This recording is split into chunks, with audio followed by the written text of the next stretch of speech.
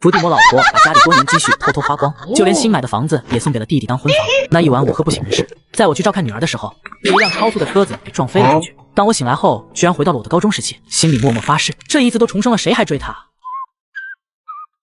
我死了吗？考场啊，这是什么情况？我怎么会在这里？现在在高考，我回到了2014年高考的考场。运13瞪大眼睛，狠狠掐了一下自己的大腿。当痛觉传递到大脑后，是真的，这不是在做梦。真是世事无常，大肠包小肠。还有45分钟交卷。上一次我要是没记错的话，前世我高考英语52分，现在的我爱还是不会。之前我考试我都是严格遵守3短1长选最长，3长1短选最短，2长2短就选 B， 参差不齐就选 C 的来答题的。那时我对我其他科目都很有信心，所以高考答案一出，我就第一时间对照着英语答案估起了分。等等，不对，这是怎么回事？10分又9分的不对劲，我怎么还记得当时的答案？没错，这一题选 A， 这一题选 B， 这一题选 B。我操，这算是个什么事 ？Nice， 哈哈哈，这就是重生者福利吗？哎呀，这写作文没办法改了，当时没看参文，算了，就这样了。当分钟只到了12的那一刻，你干嘛？运13走出教室，看着周围17、18岁的同龄人，这一刻，有一种无法用言语来形容现在的激动和兴奋在心底油然而生。我运13重生了。随后，运13跟着人群往校门口走去，周围的人都在叽叽喳喳地对着答案，只有运13在默默感受青春的美好。18岁的自己，自由自在，无拘无束，爱；28的自己，饱经风霜，一塌糊涂。这一切的一切，都是这一年开始的。如果这一年自己没有去追顾梦瑶的话，那自己的生活会不会好过得很？看来老天爷给了我一次重新选择的机会。当他快走到校门口的时候，带班！啊！身后突然传来一道陌生又熟悉的声音。不是说好考完等我的吗？你丫怎么自己跑了？伟哥，干嘛这样看着我？没什么。如果告诉秦志伟自己昨天晚上还在和他一起喝酒的话，他肯定打死都不会相信。你考得怎么样？还行吧，一本大概是稳了。你要是能考上一本，老子跟你姓。走，去问问你爸答不答应。滚！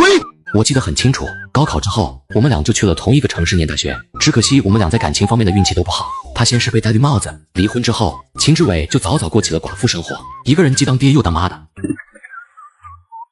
运13，你待会儿去二中吗？去二中做什么？顾梦瑶在二中考场啊，你不是说今天考完就去找她吗？我靠，上辈子就被那啥了，打死都不去，找她做什么？我要跟我爸妈一起去吃饭。什么情况？你不是要追她的吗？你刚才说什么？没什么，我待会儿先跟爸妈去吃饭，明天白天我准备在家躺一天，晚上去网吧打撸啊撸，我亚索，你盲僧随便乱杀。运13甩给他一个白眼，走出校外后，就看到马路对面一对中年夫妇在不停地朝自己招手。小运，这里，儿子考得怎么样？我说你这人刚才不是说好了先不问吗？我关心我儿子，你管得着吗？听到熟悉的斗嘴声，徐野心情一下子好了不少。自己和顾梦瑶结婚后，老爸老妈也为自己操了不少心。现在想想，真想抽自己2个耳光。儿子，别听你妈的，考完了就别想那么多了。走，喝酒去，咱们父子俩今天不醉不归。爸，其实我这次考得挺好的。真的？真的，我感觉2本应该是稳了，说不定还能冲1本。好啊，走，下馆子去。运向东激动地拿着车钥匙去开车了。张红挽着运13的手，满脸都是喜悦的笑容，看着自己老妈乌黑的头发，运13心里很是自责和内疚。妈，您辛苦了。他不知道这句话既是对现在的自己说的，也是对10年后的自己说的。干嘛突然这么恶心？就是发现你手上都是老茧，觉得你为这个家付出太多了。哎呀，手上的茧都是我搓麻将搓出来的。张红随口笑了一句，但眼眶已经有些微微发红了。坐在一辆很有年头的大众桑塔纳上，运13看着窗外来来往往的人，心里五味杂陈。他没想到自己简单的一句话就能让自己的妈妈这么感动，死去的回忆如噩梦一般涌入脑海。吃完饭后，回到了家里。小运，高考成绩什么时候出来啊？大概23、4号吧。还是18岁的自己看得顺眼。今天晚上可是一个重要的时刻。你今天怎么没来找我？没空。你这样，我以后就不理你了。好的。好你个！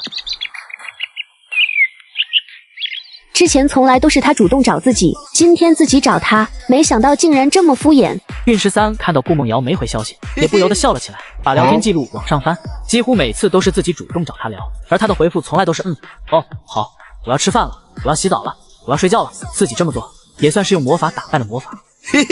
90年代，爸爸那一辈人要是考上了大专，校长都会亲自送录取通知书。可现在是14年，就算考上了一本，想要实现咸鱼翻身也不是一件容易的事。要是早知道，背几个彩票号码就好了。哎，绞尽脑汁地回想着这些年经历的一些风口，电商、微商、直播、共享经济、短视频、直播带货，这些自己现在都没有操作空间。14年。对了，股票，没错，从14年年初到15年年中属于牛市阶段，也是 A 股的最后一个牛市。大盘指数好像是从2000年左右一直飙升到了5000点，这个时间段炒股，猪都能挣钱，更何况自己还知道很多行业的前景。运13突然变得激动起来，他兴奋地站了起来，确定自己的短期目标：先挣钱，然后去银行开户，在最短的时间内赚到第一桶金。运13开门，走到客厅，看到张红还坐在沙发上等吃，他屁颠走上前：妈，商量个事呗。有屁快放！那个高考也考完了，能不能赏点钱给我花呀？要多少？多多益善。就500，自己去我包里拿吧。啊，就500啊？500还不够。唉，你要是能考上一本，我直接给你5000。5000也就够换个新手机和新电脑。那你还想怎么样？暑假有3个月的时间，我想先把驾照考了。我要是真考上一本了，爷爷奶奶还有外公外婆到时候肯定都会给我钱，还有升学宴。我想……话还没说完，运13的耳朵就被揪住了。好啊，刚高考完就惦记起你外公外婆手里的钱了。妈，你就说给不给吧。你要是真考上了一本，这些钱我都给你，但前提是要考上。运13头脑一热，直接在亲妈脸上亲了一口，一言为定。臭小子！伏地魔老婆把家里多年积蓄偷花光，就连新买的房子也送给了弟弟当婚房。那一晚我喝不省人事，在我去照看女儿的时候，被一辆超速的车子给撞飞了出去。当我醒来后，居然回到了我的高中时期，心里默默发誓，这一次都重生了，谁还追他？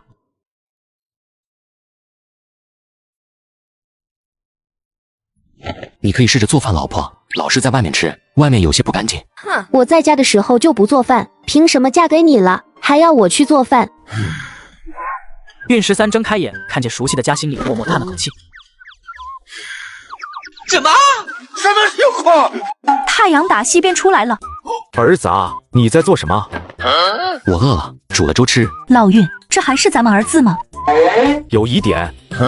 你们俩再不吃的话，待会儿上班就要迟到了。孩子肯定还是自己的孩子，只是没想到刚刚高考完的学野竟然会在第2天一大早就下厨替自己做了一家人的早餐。味道可以啊。小云，你什么时候学的？手机一搜，什么教程都有。我儿子就是厉害，就只是简单的做了个粥，就让爸爸妈妈这么高兴。前世我把坏脾气都给了家里人，把好脾气都给了顾梦瑶，但是从现在开始，自己该彻底改变一下了。运向东和张红吃完后就一起去上班了，家里只剩下自己一个人。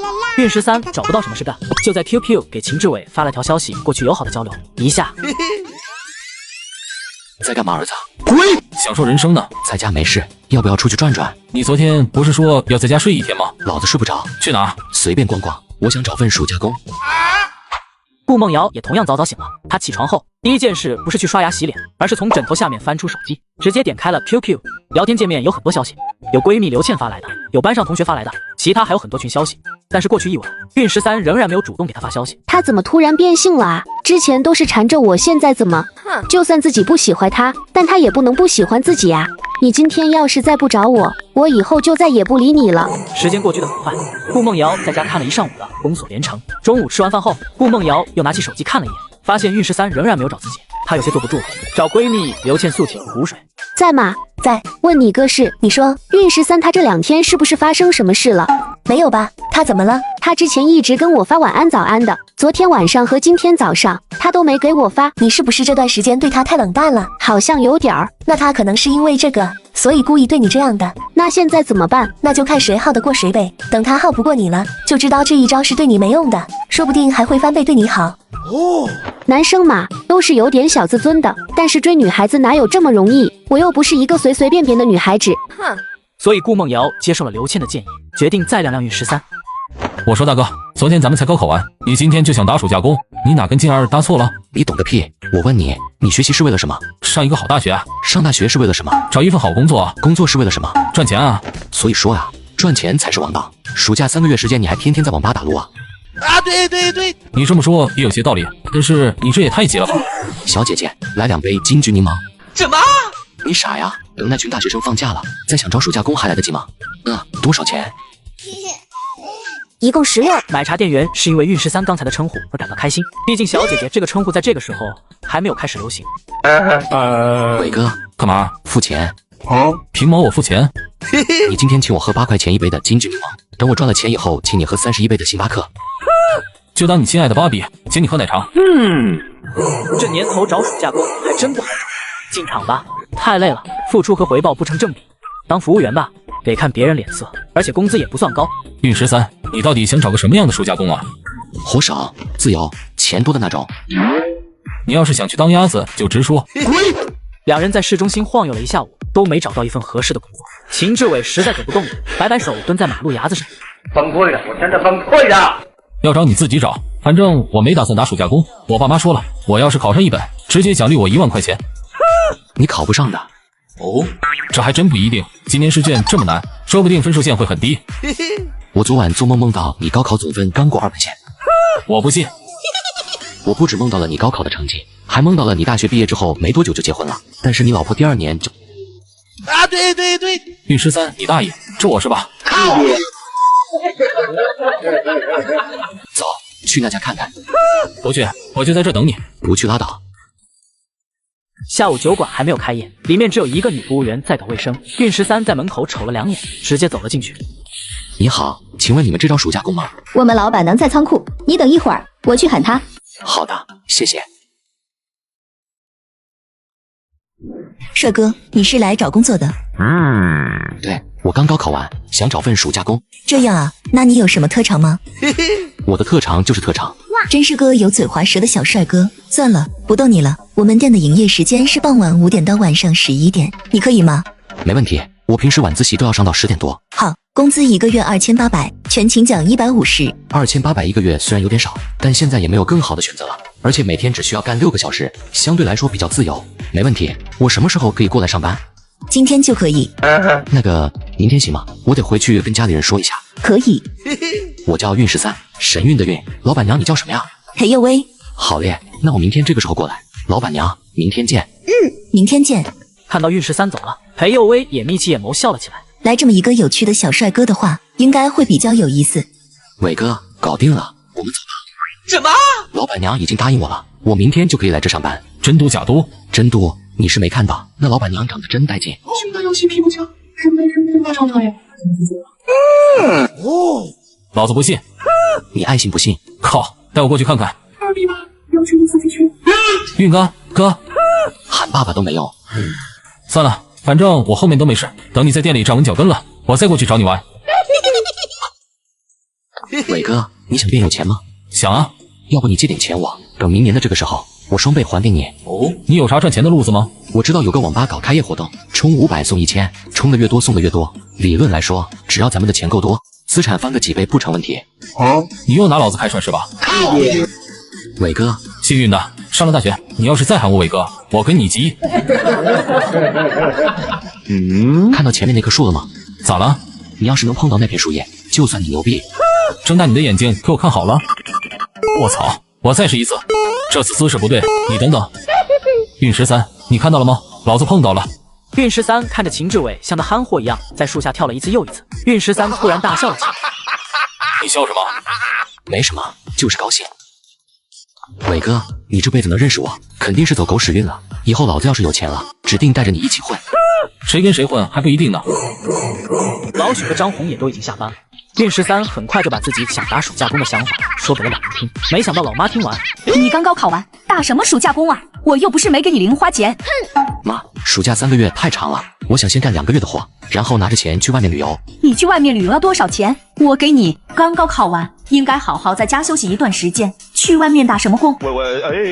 儿子是成年人了，让他提前历练一下也好，咱们2个就别瞎操心了。啊，对，你们父子俩永远都是一伙的，就我是坏人。妈，你放心，你以后要是跟老爸吵架，我肯定无条件站在你这一边。嘿，我说你这个臭小子真是一点良心都没有！我刚帮你说完好话，你转头就出卖我是吧？今天是我第一天上班，只因我说一句驻唱歌手唱的不好就被老板说你行你上，我欣然答应，但他们不知我可是重生者。接上集。高考成绩出来，离现在还有半个月的时间。运13一觉睡到大天亮，因为晚上要上班。刚起床没多久，秦志伟就发了消息过来。你看群消息了吗？没有。李楠说明天同学聚会，傍晚先去饭店吃饭，晚上去 KTV 唱歌。我没空。什么？这你都不参加？我刚上1天班就请假，想啥呢？这种聚会一辈子估计就一次了。顾梦瑶肯定也会来的，他去不去关我什么事？大哥，你咋了？顾梦瑶啊，你不是一直喜欢她吗？那是以前。装，你在装，你有种明天晚上别跟他说话。运13没有带回消息。下午，运13在家看了很多股票相关的内容，提前看一些教程，也算是预习一下。到点，上班。老板娘，我来了。你真来了啊？我一直说话算话。老板他笑了，他笑起来真的很好看。裴佑威起身穿好鞋，找到了一件服务员的衣服，递给了运13。你要做的事很简单，营业的时候给客人上酒，客人走了之后擦桌子搞卫生。我们店里2周1次大扫除，你也要来帮忙。OK， 明白。给你介绍一下，她叫张小暖，是我们店里的收银。这个小美女你昨天已经见过了，她叫周莹。运13和他们对视的时候点了点头，算是打过了招呼。这会儿天还没黑，店里也没有客人。周莹带着运13熟悉了一下工作流程后，就开始在店里等了起来。华灯初上，夜色很快盖住了整座城市。店里终于开始来客人，现在基本都是和运13一样刚刚高考完的学生。小运，你有对象吗？没呢。我不信，你长得这么帅，学校里应该会有很多小姑娘喜欢你吧？我可是过来人，你骗不了我的。这个我现在还真没有对象，虽然从高1开始就一直围着顾梦瑶转，就算是有喜欢自己的，估计也早就放弃了。真没有，我不太会追人，而且我觉得谈恋爱没什么意思。不可能啊，现高中生正是情窦初开的时候，就算没有对象也会有喜欢暗恋的人啊。谈恋爱没意思，那你觉得什么有意思？搞钱啊。搞钱？对啊，钱是最重要的。你一个高中生怎么这么世俗？老板娘，我现在可是准大学生。裴佑威又被逗笑了，正要接话的时候，看到门口有人走进来了，他连忙摆了摆手。来了啊。进来的是一个年纪大概在25岁左右的青年，他一进店就在音乐区的位置坐了下来，然后自顾自地弹唱起来。音乐酒馆吗？哼，老板娘，他今天又迟到了。唉，算了吧，现在驻唱歌手不好找。老板娘，他多少钱一个月啊？他是按天来算的，一天150，唱满2个小时就够了。啊什么？羡慕人家工资高啊？他唱的也一般嘛。运13的声音不大，裴佑威却敏锐地听到了。你要是觉得他唱的一般，待会儿他唱完了，你也唱一首。你要是唱的比他好，我额外再给你100。当服务员每天6个小时才几十块，唱2个小时就150。可以呀。行啊，我又不怕丢人。运13本来就喜欢音乐的，上大学之后，为了哄顾梦瑶开心，大1的时候就加入了吉他社团，每天多余的时间都在练吉他，水平并不低。只是毕业之后，为了挣钱，为了生活，这个爱好也逐渐放下了。运13看着青年手里的吉他，一时竟有些失神。运13，你手机一直在响，是不是暗恋你的小女朋友啊？我就一直男，怎么可能有人喜欢我？而且我现在只想搞钱。运13拿起手机看了眼，是班长李楠发来的消息，还是说明天同学聚会的事？运13都懒得搭理。怎么不回啊？该不会是女朋友发来的吧？没有，班长发的，说明天同学聚会的事，我都说了我不去了。高中同学聚会很难得啊，你为什么不去？没什么意思。你是怕刚来上班，第2天请假不好意思吧？就单纯不想去。哎呀，没事，我明天就让你请1天假。你也看到了，店里其实也不是很忙。运13欲言又止，最终还是点点头。行吧，那谢谢老板娘。店里的顾客在9点到10点之间达到一波高峰后，后面就慢慢变少了。驻唱歌手郭海看了一眼时间，也起身和裴佑威打了声招呼，准备回去，但裴佑威却叫住了他。郭海，你等一下。还有事吗？这是我店里刚来的暑假工，叫运13，他说他也会唱歌，你能不能帮忙弹吉他伴奏一下？你让我给他伴奏？郭哥，那你吉他能不能借我一下？你会弹吗？学过一点。算了，就看在老板的面子上吧。郭海把吉他递给了运13，运13伸手接过后，熟练地背在身上。他娴熟地拨弄琴弦，发现音准没有问题后，就朝郭海刚才坐过的位置走了过去。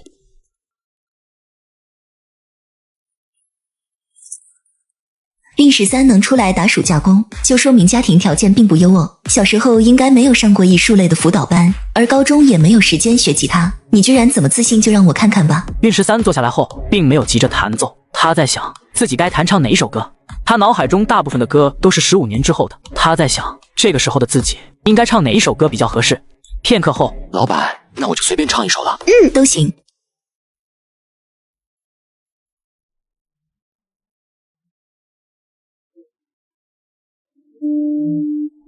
我知道那些夏天就像青春一样回不来，代替梦想的也只能是勉为其难。韵13唱歌时的声音和说话的声音并不一样，他唱歌时的声音特别有磁性，声音当中充满着一种不属于他这个年纪的成熟。我完全没想到韵13真的会弹唱，可关键是他怎么会唱这首歌？像他这样的高中生，现在不都在听许嵩、汪苏泷和徐良吗？店里还没走的几桌客人也都被这声音给吸引了。店里除了徐野的歌声，其他什么声音也没有，淡淡忧伤的气氛在酒馆里面蔓延开来。不会再对谁满怀期待。我知道这个世界每天都有太多遗憾，所以你好，再见。当韵13深情地唱完最后一句歌词，将尾奏弹完之后，他也抬头看向了周围的观众。你们都看着我干嘛？韵13，你唱的也太好听了。我就是随便唱唱。你可别谦虚了，你看我们小暖都听得心动了。老板，你看他还害羞了。韵13没有接话，他把吉他还给郭海。郭海心里很清楚，韵13唱完这首歌后，自己在这家酒馆里的重要性就急剧下降了。对他来说，韵13的存在是一个很大的威胁。老板娘，郭哥他。我知道你要说什么，你不用管他，他跟你一样都是我的员工。有微信吗？有的。我们加个微信，待会儿转红包给你。说好的给你100，我可不会赖账。我就随口那么一说。我也是个说话算话的人，别废话，二维码亮出来，我扫你。那我就不客气了啊。11点过10分，韵13结束了暑假工的第一天工作，但此时此刻，顾梦瑶却还在床上辗转难眠。她握着手机一直在等韵13给她发消息，但从昨天到现在，聊天记录仍然停留在前天晚上。为什么？他到底在干什么？他不会真的一直不找我了吧？顾梦瑶忍不住了，主动拿手机给徐野发了条消息：明天晚上的同学聚会你去吗？20分钟后，洗完澡的韵13回了这条消息：明天再说。明天下午你有空吗？要不要出去逛街？没空。依旧是冷冰冰的2个字。顾梦瑶莫名感到很委屈，她甚至有点想哭。看到顾梦瑶没回消息，韵13就猜到她可能在那边生气。曾经你也是这样对我的，这一次也要想让你体验一下这种感觉。顾梦瑶心里有委屈，自然要找人诉说。她很快就找自己的闺蜜刘倩。睡了吗？没有，我在追剧。韵13他变了，他现在对我的态度跟之前完全不一样。你主动找他了？是的。你怎么这度忍不住啊？我就问了一句，明天同学聚会你去不去？我觉得他是在玩欲擒故纵，你要不要刺激一下他？怎么做？不是说段清俊不是也暗恋你吗？明天同学聚会，你跟他一起去，韵13看到肯定会吃醋的。是哦。两人你一句我一句聊起了明天具体的安排，而这个时候，韵13已经进入了梦乡。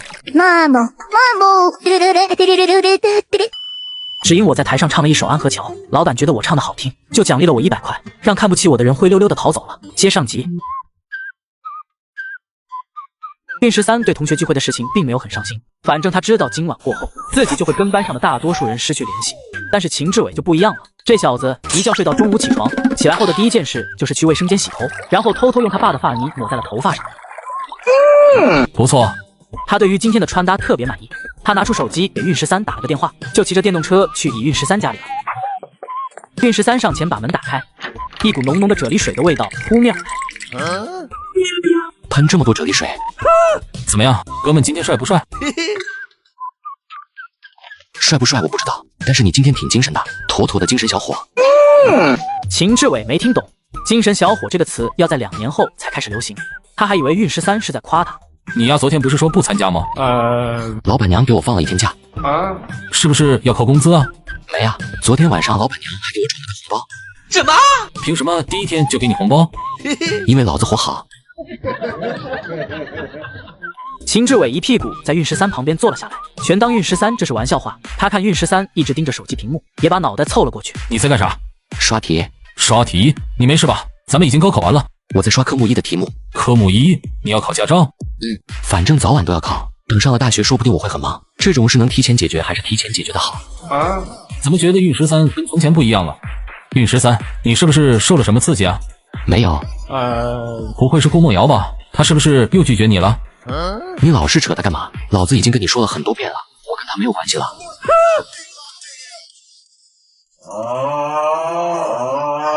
走了，别睡了，到点了。你不换衣服吗？换什么衣服？又不是去相亲。为什么你穿成这样，感觉都比我帅啊？在颜值方面，咱俩不是一个档次的人。我去哪里了？两人勾肩搭背，步行去了校门口。远远秦志伟就看到了一群熟悉的同学站在路边的2棵大树下面。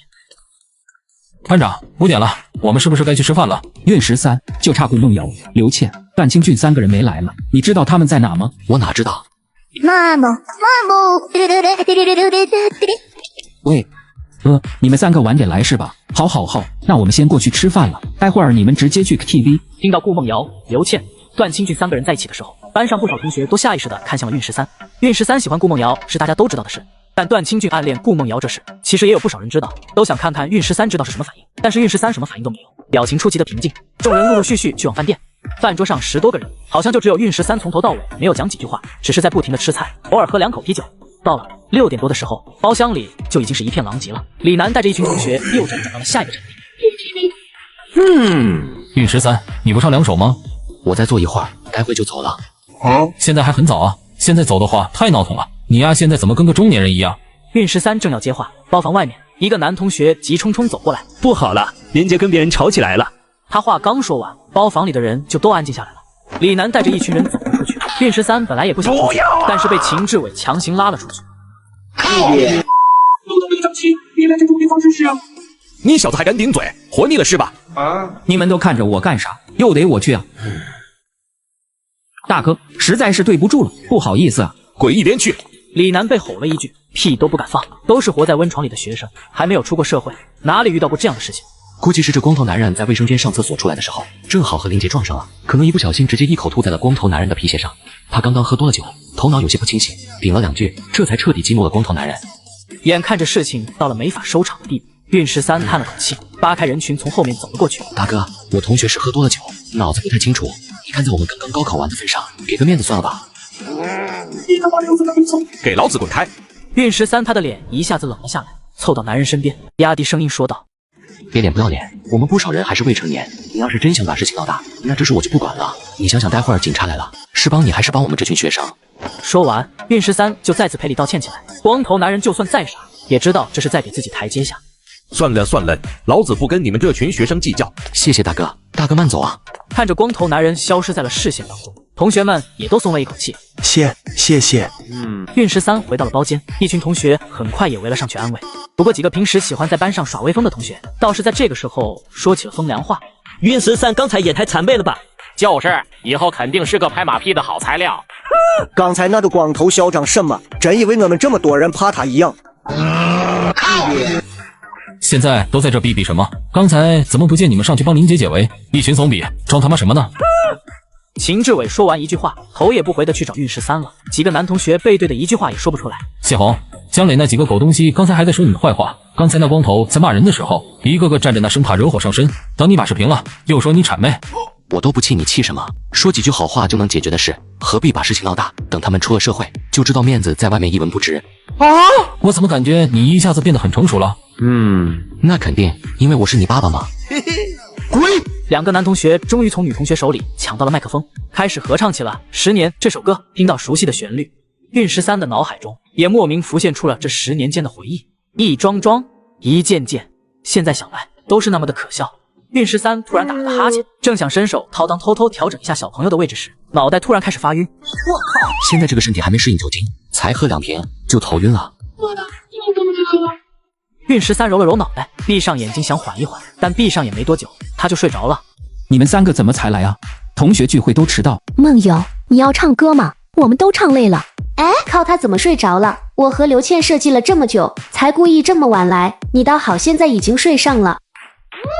运13，谁呀？谁叫我？运13，别他妈睡了，顾梦瑶来了。谁来了？顾梦瑶啊！运13揉了揉眼睛，抬起脑袋，目光看向了顾梦瑶、刘倩和旁边的几个女同学。就在秦志伟以为运13要上前和顾梦瑶说话的时候，运13却抬起手，在空中摆了摆，用一种很潇洒的语气说道：换一批，这一批不行。在空中摆了摆，用一种很潇洒的语气说道：“换一批，这一批不行。”包房里的人都傻愣住了。换一批什么意思？秦志伟也急了，他拿起茶几上的水杯，给韵13灌了口凉水。韵13，是顾梦瑶来了。韵13和顾梦瑶四目相对的时候，一种恶心、愤怒、悔恨的感觉瞬间涌了上来。我有点喝多了，先回去睡了。说完，在众人惊讶目光的注视下，韵13就这么晃晃悠悠的起身，直接离开了包房。他甚至没有回头看顾梦瑶一眼。他这是怎么了？他难道真的对我没感觉了？不可能，这绝不可能。没事，他这就是吃醋了。你明天找个机会跟他解释清楚，然后把事情说开就好了。吃醋嘛？一定是这样的，他一定是看自己跟段清俊在一起，心里吃醋才这样。韵13这家伙到底是怎么了？之前恨不得围着顾梦瑶转，怎么现在态度这么冷淡？刚刚那眼神，好像跟我妈看我的眼神一样，都是那么的嫌弃。这风吹得真舒服啊！他沿着大街往家的方向走去，半路需要经过一个湖边。他踩着不急不慢的步子，看着天上的月亮，突然听到了前方不远处传来一道悦耳的吉他声。现在酒气还没散去，待会儿回到家，说不定老妈又要啰嗦。哎，算了，先去看看啥情况。吉他的声音也越来越大。韵13远远看到了一个女生坐在湖边的石椅上练习着吉他。韵13迈步走了过去，他并没有走到那个女生的跟前，只是在女生旁边的石椅上坐了下来。他在练习的这首歌叫做《七里香》。刚刚在 KTV 吵得耳朵都疼，现在突然这么安静，真是享受啊！他坐了几分钟，突然胃里一阵翻江倒海。韵13猛地起身，旁边的女生似乎是察觉到了韵13的动作，吉他声骤停。晚饭算是白吃了，50块钱最终还是打了水漂。早知道在家躺着，老子也不来参加这个狗屁同学聚会。吐出来之后，韵13胃里反倒好受了一点。韵13擦了擦嘴，转过身的时候，目光不自觉地落在了抱着吉他的女生身上。刚刚坐在旁边，韵13根本没在意。没想到大晚上在湖边练吉他的女生竟然这么年轻，估计也就17、18岁的样子。那个同学，你带纸了吗？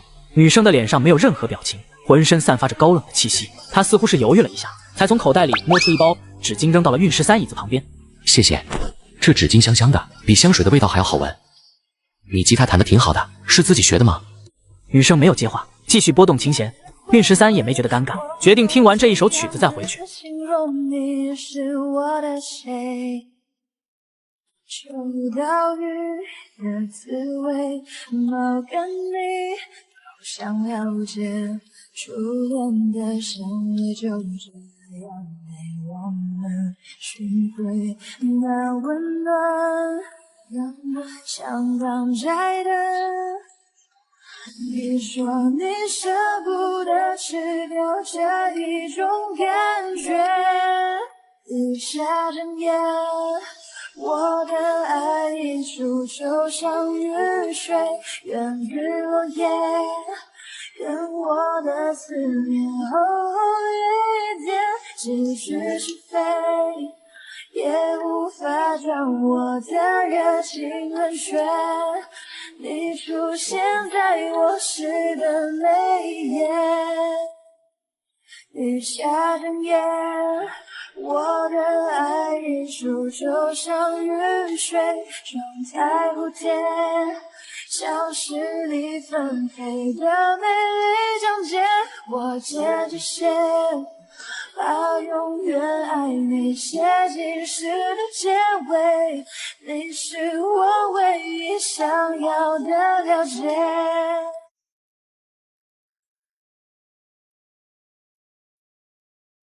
就当他快弹完的时候，耳边就响起了一道不和谐的声音。副歌部分弹得太快了，而且节拍也有点小问题，可以把节拍器多练练。不过泛音很好听。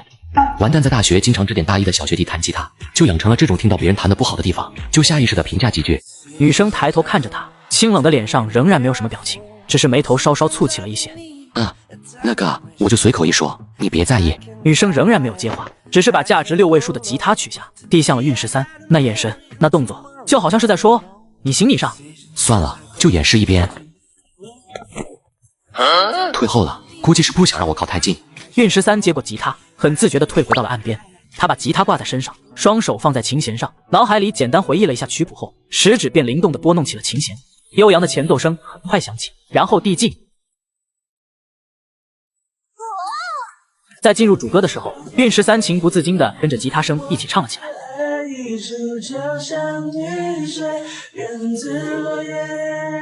跟我的思念厚过一点，几句是非，也无法将我的热情冷却。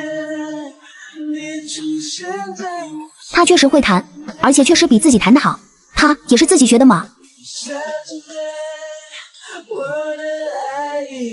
此刻，漫天的繁星明月和周围的湖光山色都成了韵13弹唱时的背景板。像是你分配的美丽章节，我牵着谁，把永远爱你写进诗的结尾，你是我唯一想要的了解。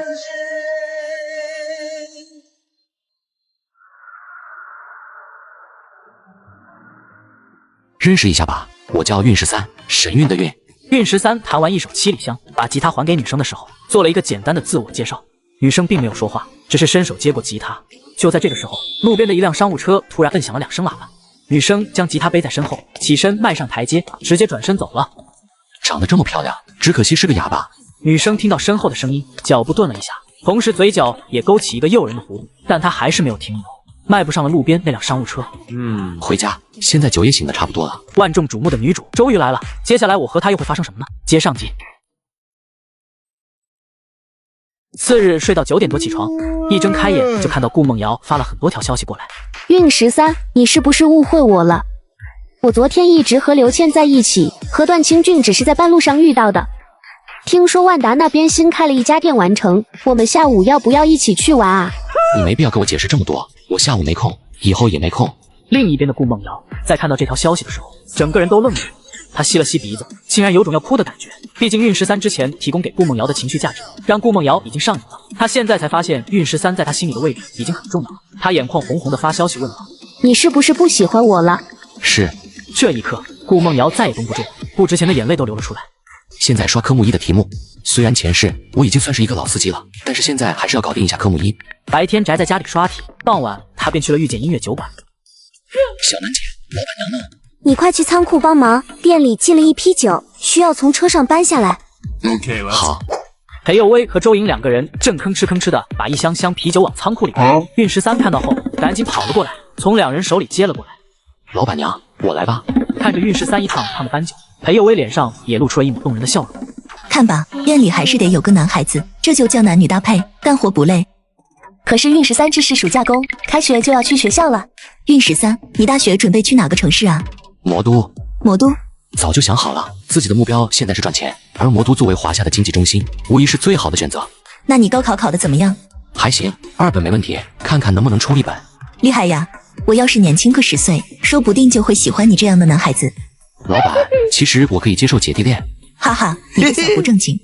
红叶山庄是江州最豪华的别墅小区，没有之一。某栋别墅的2楼露天阳台上，陈青青坐在一把懒人椅上，静静地看着远方。她跟自己年纪差不多，怎么会对吉他这么精通？而且自己还是艺术生，难不成她也是个艺术生？就在陈青青回想着昨天晚上的事情时，一个年纪大概在35、6岁左右，但真实年纪可能更大一些的女人漫步走到了陈青青身后。青青，高考成绩这个月就要出来了，你想去中央音乐学院还是魔都音乐学院？我还没想好。去京城吧，我公司的总部就在京城，我会经常去那边出差。陈青青没有接话，女人自然就是陈青青的妈妈江美玲，同时也是某跨国公司的华夏区副总裁，在公司向来都是一副女强人姿态的她，在自己女儿面前却显得很卑微。哇，再过几天就是我生日了，那你今年想要什么生日礼物？我什么都不要，我只想要你留在家里。呆。江美玲无言以对。作为公司的副总裁，她已经无法自由支配自己的时间了。今天晚上，她也只是临时在家住一晚，明天一早就要去隔壁省出差。看到自己妈妈说不出来话，陈青青笑了笑，很快改口道：“没事，我已经习惯了。”青青，对不起，要不我给你爸打个电话？不用了。她的房间很大，甚至有一间专门的衣帽间，里面琳琅满目，大部分都是江美玲给她买的衣服，价值更是不菲。虽然买回来就没有用过，也就只是放在柜子里当摆设。陈青青的家庭条件很优渥，爸爸陈寒松在当地一家股份制银行当行长，年薪7位数起步。妈妈江美玲的年薪比陈寒松还要高，2人都是工作狂，这也成了他们离婚的主要原因。从此父母离异，性格孤僻，也就没有朋友，一个都没有。不过陈青青早就已经习惯了一个人的生活，她躺在柔软的大床上，听着音乐入睡，房间里的灯也一夜未关。她睡觉从来不关灯，她觉得灯亮着会有安全感。一觉醒来，偌大的别墅又只剩下了她一个人。1楼的餐桌上有一盘煎好的牛排，还有一杯牛奶，旁边贴着一张便利贴。对不起，青青，妈妈要出差了，我已经跟如雪发了消息，她待会儿会过来，你有什么要求都可以跟她说。陈青青看完上面的内容，便将便利贴揉成一团，扔进了旁边的垃圾桶里。她坐在餐桌旁，小口小口地吃着早餐。上午9点多，王如雪来到了家里，看到陈青青坐在沙发上抱着吉他练习，王如雪也没有打扰，只是走到厨房，把卫生整理了一下。青青，你中午想吃什么？都行。好。夕阳西下，陈青青在2楼盯着西边的火烧云看了很久很久，直到太阳彻底落山，陈青青才从楼上下来。饭桌上，王如雪从包里拿出一张银行卡，递到了陈青青的面前。青青，这是你妈让我给你的，里面有一笔钱，你生日的时候想要什么就可以买什么。陈青青看都没有看银行卡一眼，只是默默地吃着饭，安静了好一会儿。王姨，我晚上想出去一趟。你想去哪？湖边。昨天陈青青在湖边练吉他的时候，我一直在车里等着，看到运13的出现，让我中途好几次想下去喊陈青青，但最后都忍住了，最后忍不住才摁响喇叭的。好。王如雪并没有多问，只是觉得有些意外。半个小时后，一辆商务车平稳地行驶在了国道上，停在路边之后，陈青青下车去了湖边。她静静坐在昨天晚上的石椅上听着歌，眼前经过了很多人，但都是住在附近来这散步。许久，陈青青摘下了耳机，回到了车里。小姐，回去吗？王姨，啤酒好喝吗？啤酒？怎么突然问这个？我想尝尝啤酒是什么味道。可是你如果要问我妈的话，现在就可以给她打电话。算了，小姐现在也是个大人了，有些事现在应该可以做决定了。我知道有家酒馆，那里的人不多，而且我认识他们的老板娘，那就去吧。老板娘，郭海他又迟到了。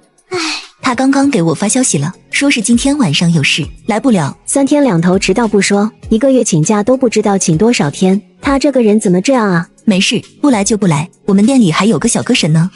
裴佑威这话刚说完，张小暖和周莹便都把目光放在了运13身上。运13双手抱在胸口，假装一副害怕的样子。你不要过来啊！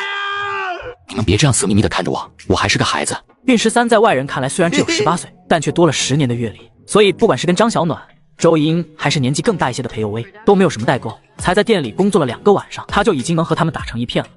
小运，今天晚上就靠你了。哎呀，完了！我倒是没问题，就是没有吉他，总感觉少了点什么。没事，我在手机 app 里给你找伴奏，你跟着音响里面的伴奏唱就行了。那也行吧。运13答应下来，想着今天晚上要唱哪一些歌。就在这个时候，佑威，好久不见啊！门口，王如雪走了进来，直接和裴佑威打了声招呼。裴佑威看到王如雪，也笑了起来。如雪，真的是你啊！你可好久没来了。没办法，工作忙。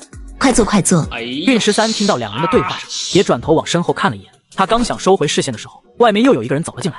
我那个豆是你？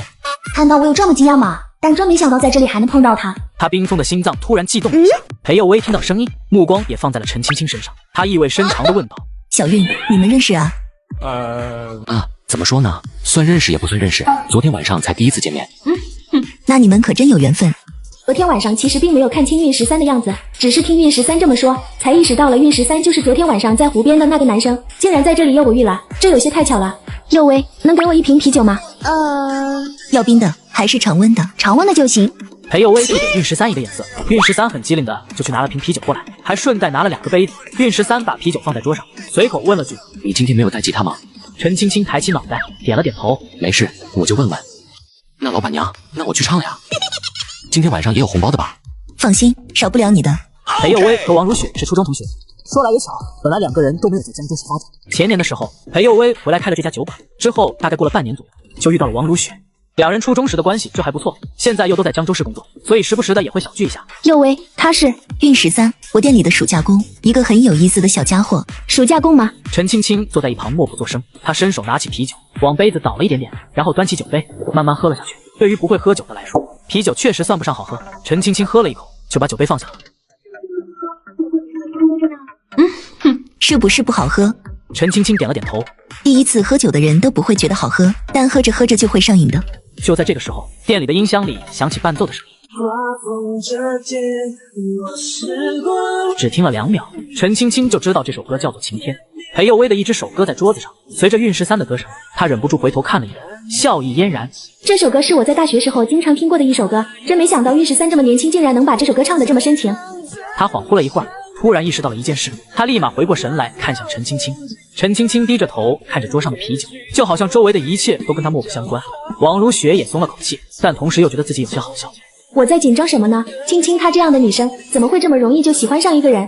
偏偏风渐渐把距离吹得好远，好不容易又能再多爱一天，但故事的最后一好像还是说了拜拜。我这个真人君子，居然被说是坏人，但是我不就是多看了2眼腿吗？接上集。韵13唱完晴天，后面又陆续唱了林俊杰的江南和最赤壁，然后又唱了一首王力宏的大城小爱和落叶归根。14年之前的歌，他记得的并不多，基本都是一些耳熟能详的金曲。14年之后的歌，韵13怕自己唱出来，店里的人会吓一跳，到时候他们要是问自己唱的是什么歌，总不能告诉他们是几年后的音乐吧。韵13接连唱了这么几首，觉得有些口干舌燥，他起身走到柜台前，想接杯水喝。小韵，你喝这个吧。这不是这位阿姨刚才点的吗？她不喝就别浪费了。那我就不客气了啊。韵13迈步上前，很不客气地拿起桌上的杯子，倒了半杯啤酒后，一口就给喝完了。旁边坐着的3个人全懵了，因为韵13手里的杯子是刚刚陈青青用过的。陈青青被头发挡住的耳朵微微有些发红。王如雪刚开口准备提醒，陈青青突然起身往卫生间走了过去。看到这一幕，到嘴边的话又被王如雪给咽了回去。算了，喝都喝了，现在说出来只会徒增尴尬。这小子怎么这么唐突？裴佑威愣了一下，拉着韵13小声问道：“怎么样，这个姑娘长得好不好看？”好看是好看，但可惜是个哑巴。哑巴？谁骗你告诉你他是哑巴的？韵13还在自顾自地说道。所以说，老天还是公平的，开了一扇门的同时，没有忘记把窗户关上。裴佑威听完，也有些好奇地看着王如雪。王如雪无语道：“他只是话少而已。”他会说话？你啊，不是废话。陈青青回来了，看到韵13盯着自己看，这让她有些不适应。在学校的时候，由于陈青青高冷的性格，没有哪个男生敢和她对视。她身上天生有一种财阀大小姐的高冷气场，让人不敢随意接近。哼，这个家伙昨天晚上就已经冒犯自己了，现在居然还摆出一副无辜的表情。那个，你会说话呀？陈青青愣了一下，意识到王如雪已经不小心拆穿自己后，她转头干净利落道：“王姨，我们回吧。”好，车子停在前面，我去开车过来，你在门口等一会儿。好。看他这样子是不想搭理自己，那自己就不自找没趣了。毕竟在顾梦瑶身上栽过跟头了。我已经明白了一个道理，越漂亮的女生越危险。韵13刚想继续回去唱歌，裴佑威起身把手搭在韵13的肩膀上，笑道：“小韵，送人家啊。就几步路而已，没必要吧？快去。那行吧。”韵13走上前，拉开了玻璃门。陈青青驻足片刻，迈步走了出去。韵13跟在他身后，干咳一声说道：“那个以后晚上少出门，坏人多。”陈青青停在路灯下面，第一次回了韵13的话：“你是在说你自己吗？”你什么意思啊？我可是正人君子。正人君子是？那你刚刚在里面，你一直在看我的腿。还有，你明明知道那个杯子是我用过的，你还……韵13慌忙解释道：“看腿这是我承认，但杯子我真不知道是你用过的。”呵呵。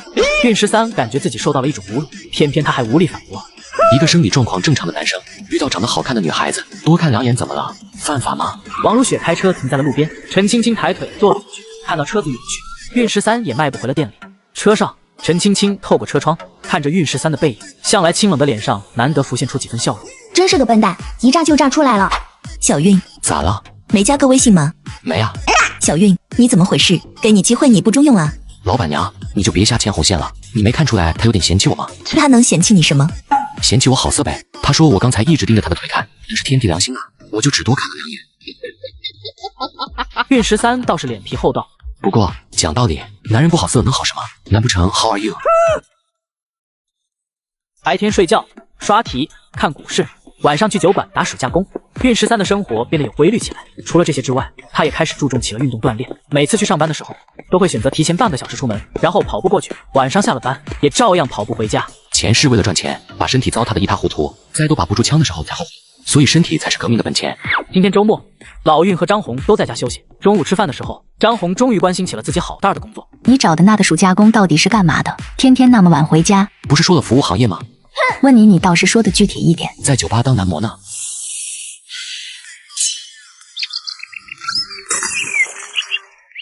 别拉着我，运13你，我花这么多钱供你上学，你就去这种地方上班，我白养你了，你以后别叫我吗？1个月8000块。这话又说回来，好工作它不分高低贵贱，都是靠自己的双手挣钱，不丢人。对了，你爸可以去吗？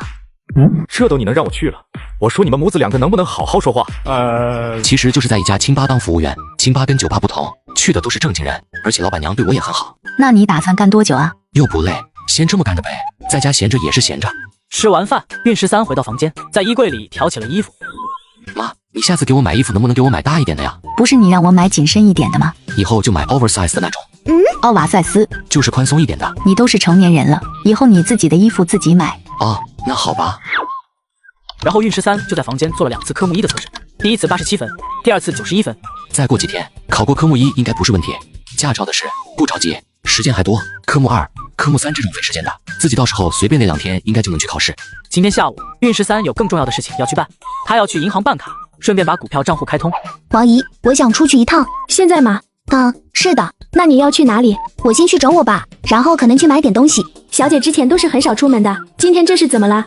哦，对了，今天是小姐的生日。想起将美人交代的，他很快放下手里的活，拿上车钥匙准备出门了。今天周末，你爸会在银行吗？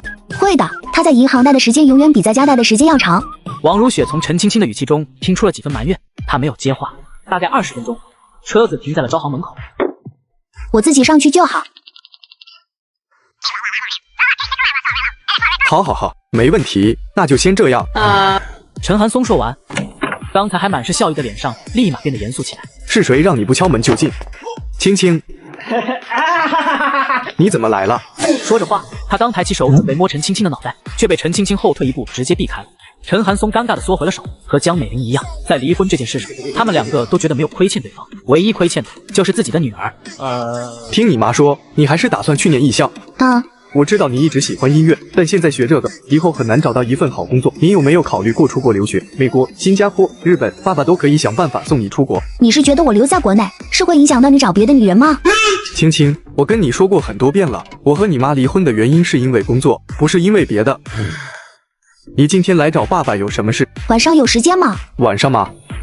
今天晚上爸爸已经约了一个比较重要的客户，你以后直接说没空就好了。陈青青似乎早就预料到了这句话，她语气毫无感情，就像是在陌生人说话。陈寒松察觉到了不对劲，一把拉住了准备走的陈青青，陈青青却非常激动地甩开了他的手，大声道：别碰我，在你眼里我还没有你一个客户重要，你是不是忘了今天是什么日子了？陈青青说完，红着脸跑了出去，只留下了一脸迷茫的陈寒松。今天是什么日子？今天什么？糟了，是青青的生日。陈寒松想到这个之后，急忙追了下去。1楼开通完股票账户的运13刚准备从银行离开，就和从楼梯上跑下来的陈青青撞了一个猛子。又是你！1周之内，这已经第3次回约。陈青青听到了身后的脚步声，她知道陈寒松跟着自己跑了下来。在看到运13后，她直接一把牵住了运13的手。别说话。不是啥情况？就在此时，运13的手正在感受着突然而来的触感。这小手握起来这么软乎的吗？陈寒松在1楼的拐角处停下了脚步，他看到了运13，也看到了陈青青，也看到了2人牵在一起的手。他是谁？我男朋友。我这个正人君子，明目张胆地抢了老丈人的女儿，老丈人还对我没有办法，接上节。运13和陈寒松2个人同时傻眼了。男朋友，运13，你到底在激动什么？陈寒松脸都绿了，看着自己的女儿和运13手牵着手，他就有种后花园突然砍进了一坨雨灰，并且当着他的面，硬生生的把自己呵护了10几年的一颗大白菜给毁掉了。什么男朋友？你妈知道吗？她当然不知道。陈青青拽着运13的手，强行拉着运13往门口走去，嘴里还故意说道：我们走。运13就这么被强拉硬拽带出了银行。车上的王如雪也懵了。他们怎么又在这一起了？这几天偶遇的次数太多了吧？关键是他们怎么还牵手了？不是，什么男朋友啊？你经过我同意了吗？上车。去哪呀？上车。上就上。透过车窗看到陈寒松站在门口愣愣失神，陈青青心里有点小得意。青青，你们这是？王姨，去商场。王如雪有些担忧的看了一眼陈寒松，还是踩下油门从银行门口离开了。刚才那是你爸？跟你没关系。哼，跟我没关系。那你为什么说我是你男朋友？那是什么？你经过我同意了吗？你就说我是你男朋友。这是啥情况？那你想怎么样？算你欠我一个人情。你脸皮真厚。随你怎么说。先加个微信。还是个有钱的主啊！这小苹果可是不便宜啊，当时可是有人愿意用腰子来换呢。对了，我还不知道你叫什么。陈青青。行长，刚刚那个女孩是你女儿啊？陈寒松心情很糟糕，只是嗯了一声。那个男生是？我不认识，可能是我女儿的同学，我怎么可能承认那个猪是我女儿男朋友？那个，他刚刚在我们银行办了张卡，还开通了证券账户。证券账户？他年纪看上去也就17、18岁，办银行卡很正常，但他开通证券账户干嘛？炒股吗？把他资料送到我办公室去。明白。陈寒松回到了自己的办公室，没过多久，客户经理就把运13刚刚办卡时留下的资料送了过来。陈寒松拿出手机，拨通了江美玲的电话。正在开会的江美玲本来不想接这个电话，但又想到可能跟自己的女儿有关，所以还是接了。江美玲，你女儿谈恋爱的事是真的还是假的？谈恋爱？陈寒松，你在说什么？就刚刚，女儿跑到银行来找我，然后当着我的面和一个男孩子手牵着手，她告诉我那是她男朋友。江美玲眉头一紧，作为母亲，她很了解自己的女儿，别说谈恋爱了，能入她法眼的男生可能都没有几个。我不知道这事。那个男生叫运13。那个男孩长得怎么样？长得还……江美玲，你在想什么？他长得怎么样跟这件事有关系吗？我打个电话问问如雪。江美玲在通讯录找到王如雪的号码，拨打过去。王如雪刚好在等红绿灯，她接通了电话，把免提打开了。喂，如雪。江总，问你个事，刚才青青她爸说青青谈了个男朋友，是怎么回事？这种情况我要怎么说？他现在就在我旁边，也要跟他打个招呼吗？陈青青说完，就递给运13一个眼神。江美玲听到自己女儿的声音，也陷入了沉默。这就算是个什么事？算了，别人都不慌，我慌什么？阿姨你好。啥情况？电话直接挂掉了，这算个什么事？刚才看你爸的眼神，我就感受到了一股杀意。你妈怎么也这样？我要是和他们面对面见面了，他们不会嘎我吧？陈青青听到这话，竟然笑了。运13看着她精致如画的侧脸和嘴角那浅浅的梨窝，一时也吃了。总共见了3次面，这还是我第一次看到他笑。不知道为什么，感觉车里有些燥热。我们到商场了。陈青青拉开车门，先下了车，看到运13坐在车上一动不动，她很嫌弃的说道：“你下来干嘛？”陈青青也不说话，就只是一直盯着运13。运13最终还是从车上下来了，两人一起进了商场。王如雪看到两人走远后，也赶紧给江美玲回了一个电话：“你爸妈是不是离婚了？”我没别的意思，这是我推测出来的。你是怎么推测的？很简单，第一次在湖边见面的时候，我每次靠近你，你都会下意识的后退，包括刚刚也是一样。明明是你牵的我，但你手心却全是汗，这说明你是一个防备心很重的人，平时应该缺少关爱。再结合你刚刚和你爸妈说话时的态度，这很容易推测出来。哇，你不去当侦探真是屈才了。还有你让我假装你男朋友，应该是想气你爸妈。现在你的目的已经达到了，你还要我做什么？今天是我的生日。我懂了，今天你生日，你爸妈都没有时间陪你，所以你这么做有点像是要报复他们的意思。你需要我帮你把这场戏演完成吗？需要。那走吧，看电影去，看完电影再吃个饭，然后拍2张照片发朋友圈。估计你晚上一回去，你爸妈就会对你严刑逼供。不过事先说好，看电影吃饭都得你付钱。你是一直都这么不要脸的吗？其实也不是，我这是最近这段时间脸皮才变厚的。我不信。爱信不信。看什么电影？哥斯拉吧。陈青青默默用手机买好票，犹豫了一下，还额外添加了一份可乐和一份爆米花。两人到了电影院门口，取完票后，陈青青就让运13去前台领了可乐和爆米花。你就买了一份？你这也太抠了。陈青青看运13的眼神就像是在白痴一样，她不耐烦地解释道：“给你买的，我不喝碳酸饮料，也不吃垃圾食品。”啊，对，你是仙女下凡，不食人间烟火。自己上一次来电影院还是在3年前，也就是爸爸妈妈还没有离婚的时候，那也是一家人一起看过的最后一次电影。那次之后，陈青青就再也没有来过电影院了。运13吃着爆米花，喝着可乐，看到陈青青呆呆地看着荧幕，便开口提醒了一句：“愣着干嘛？不是要拍照吗？”陈青青回过神来，拿出手机拍了一张大屏幕的照片。你拍这个有什么用？那拍什么？肯定拍合照啊！你不是想让你爸妈看到吗？陈青青有些犹豫。你要是不想拍就算了，我昨天晚上在酒馆忙到12点，凌晨才睡觉。本来想着下午回去睡个回笼觉，结果被你莫名其妙地带到这里。这电影说实话我早就看过了，你可别觉得我很乐意陪你坐在这里。看到运13一副无所谓的样子，陈青青把手机调到前置摄像头，挪到了两人座位中间。运13见状，也把脑袋凑了过去。在运13凑近的时候，陈青青几乎是本能性的后退了一些。不是，你怕什么呀？离那么远，这手机能拍到你吗？这不能怪陈青青，她从来没和人这么亲密的接触。这会儿其实很紧张，但还是鼓足勇气，把脑袋凑近了相机的范围内。在两人脑袋快靠到一起的时候，运十三还做了一个搞怪的表情。陈青青也在这个时候挤出了一个笑容，并且摁下了快门。合照拍好后，陈青青便立马坐直了身体。运十三也做好老老实实的看起了电影，但这部电影的剧情他都记得，看了没一会儿便昏昏欲睡，然后就这么歪着脑袋在椅子上睡着了。看到运十三睡了，他才小心翼翼拿出手机看了一眼刚刚拍的合照，两个脑袋一左一右，比例很均匀，看上去也很合拍。当陈青青意识到自己盯着照片看了很久的时候，他立马下意识的看了一眼运十三，发现运十三还在睡，他才松了口气，打开微信朋友圈把照片上传了。陈青青并没有屏蔽好友，因为他的微信好友也少得可怜，除了王如雪之外，其他基本都是家里的亲戚。当照片发到朋友圈的这一刻，陈青青心里其实有些兴奋，她这个时候甚至能想到自己的爸爸妈妈在看到这张照片时的表情：震惊、惊讶、困惑、紧张，和陈青青预料的一样。她十分紧张的点开照片放大，看到运十三和陈青青歪着脑袋的这张合照时，她直接给陈青青打了个电话。对不起，您拨打的电话已停机。Sorry， 对不起，您拨打的电话已停机。江美玲急了，她急忙把自己的助理叫了过来。小慧，给我买一张最快回江州的高铁票。江总，您明天下午还要喝？我明天再赶过来，你现在就去给我买票。好。另一边，银行办公室里的陈寒松看着这张合照，已经看了整整10分钟。完了完了，真的被野猪拱了。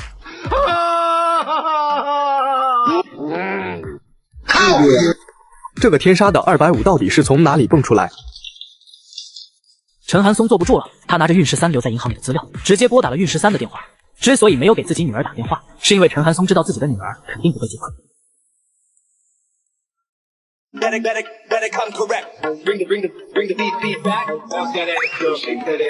谁呀？运十三刚准备接，挂掉啊！我让你挂掉。哦，好。运十三听了他的话，挂掉了电话，然后一脸疑惑的看着他。那是我爸的号码，以后他要是给你打电话，你都别接。啊！你爸怎么会有我的电话号码？我问你，你下午去银行做什么？办卡呀。你爸是银行里的工作人员。他是行长。哦，原来是行。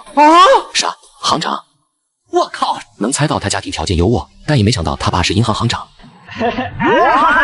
你笑什么？我在想，你爸后面会不会单独约我出来，然后对我说给你100万，以后离我女儿远点什么的？你在想屁吃？你怎么不问我会不会答应？那你会答应吗？当然会，别说100万，给我1万，我都听你爸的。混蛋！我的女朋友居然给我送吃的，而且还是当着他爸妈的面。接上集。看完电影就已经下午4点多了，运十三揉了揉肚子，一桶爆米花和可乐全被他一个人吃了，现在肚子还有点撑。刚才那张合照应该已经够了吧？没事的话，我先回去了。不是说还要吃饭吗？饱了，吃不下。陈青青，你多大了？18岁。也是刚高考完。你准备去哪座城市上大学？不想说就算了，我就随便问问。你呢？你去哪座城市？魔都。我原本就只考虑2所学校，一所是魔都音乐学院，一所是中央音乐学院。我还是更偏向魔都音乐学院，因为怕去北方不习惯。那个是你带我过来的，你能不能让你那个王姨送我回去？我先去趟洗手间。运十三双手插兜，环顾四周，看到墙边摆着好几台娃娃机，他犹豫了片刻，迈步上前兑换了一些游戏币。刚好运十三前世为了哄顾梦瑶开心，抓过无数次娃娃，所以他没花多长时间就从娃娃机里面抓出了一个娃娃。等陈青青从洗手间出来后，运十三就把手里的哥哥递给了他。陈青青看着运十三手里的娃娃，抬头一脸疑惑的看着运十三，这个就当是我送给你的生日礼物吧。之前收过很多昂贵的生日礼物，有爸妈送的，也有爸妈的同事送的，我都可以没有任何心理负担的收下。可现在我为什么有些犹豫？算了，不要拉倒。运十三刚想缩回手，陈青青就伸手快速把娃娃抢了过去。我请你看电影，你送我娃娃，这很公平。好。两人并肩离开商场。陈青青给王如雪发了个消息，没多久，车子就停在了两人面前。王姨，你先送她回去。你叫运13对吧？你住在哪？直接送我去酒馆好了，我晚上还要上班，麻烦了呀。半个小时后，运13在酒馆门口下了车，而王如雪也没有停留，开着车就回了红叶山庄。你妈刚才给我打电话了，她晚上会赶回家。那个，你爸今天晚上可能也会过来。听到这话，陈青青笑了，笑得很开心。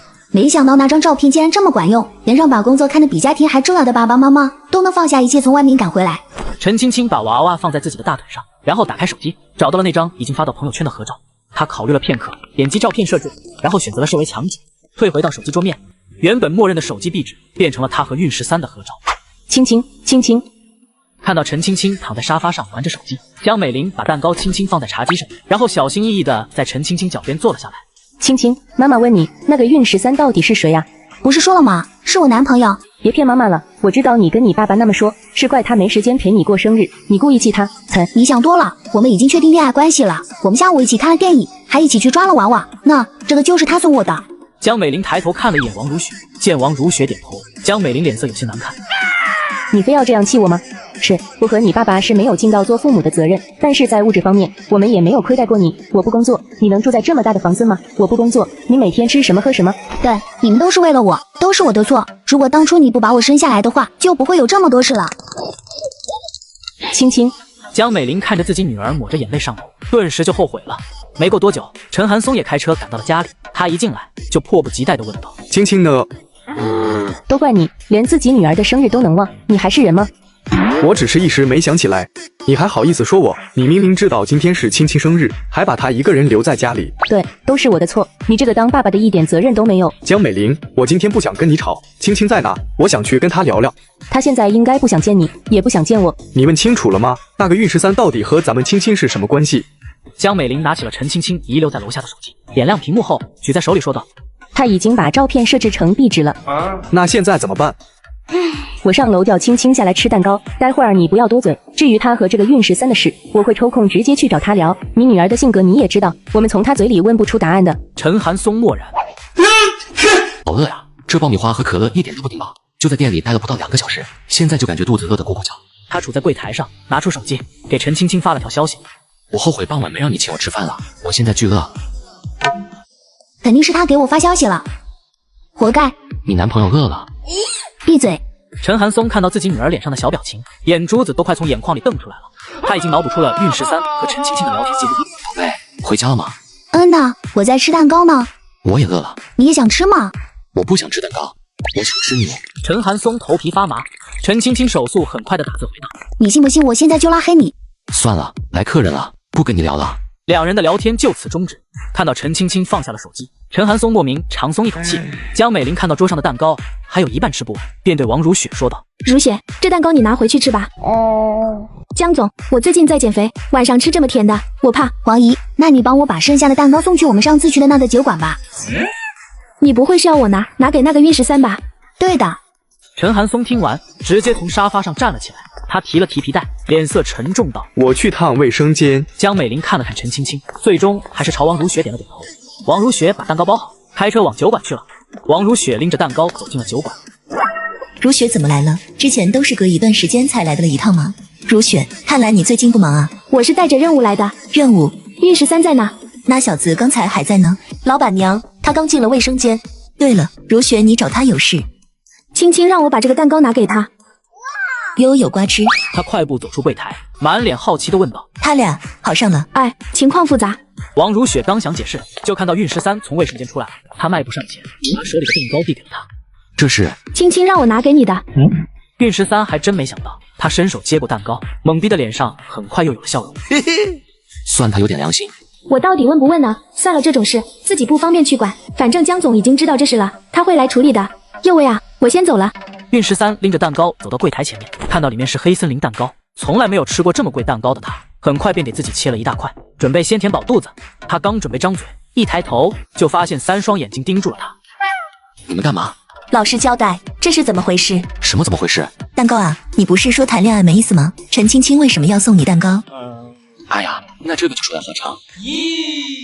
那就长话短说。我帮了他一个忙，他欠我一个人情。我刚才给你发了个条消息说我饿了，然后他就让王姨把蛋糕给我送过来。什么忙？这个暂时保密。已经饿得头晕眼花的运13没有再多做解释，拿起叉子就开始狼吞虎咽起来。2块蛋糕下肚，也终于算是活过来了。还剩了一点，你们要吃吗？这可是送给某人的爱心晚餐，我可不吃。就是。好啊，没晚了是吧？11点20，下班后运13就先洗完澡，就躺在床上。他先下载了一个股票软件，进行注册、登录、实名认证、绑卡等一系列操作后，他终于拥有了一个属于自己的股票账号。目前身上所有的钱都转到了股票账号里，不多不少，一共900块，其中500块是老妈省的零花钱，下午办卡的时候把现金已经存进了银行卡里，另外400块都是裴佑威转给自己红包里的钱。虽然很少，但是已经有了一个开始。以后除了生活费，其他所有的钱都先暂时存进股票账号里。现在的 A 股大盘是2000点出头，离5000点还有很大的差距。这也意味着对我来说，在未来的1年时间里，自己在股市里面有着无限的可能。这笔钱该先买哪只股票呢？一带一路是去年10月份提出来的，这个政策出来后，很多与之相关的板块应该都会增长。运13随便翻了翻，最后选了一只现价3块多的贸易板块的个股，把仅有的900块全部委托买入了。做完这一切，运13这才关灯睡下了。这石头人都控几次大了？早知道你这么菜，我就不选亚索了。秦志伟坐在电脑前，噼里啪啦的敲着键盘，与上单石头人对骂起来。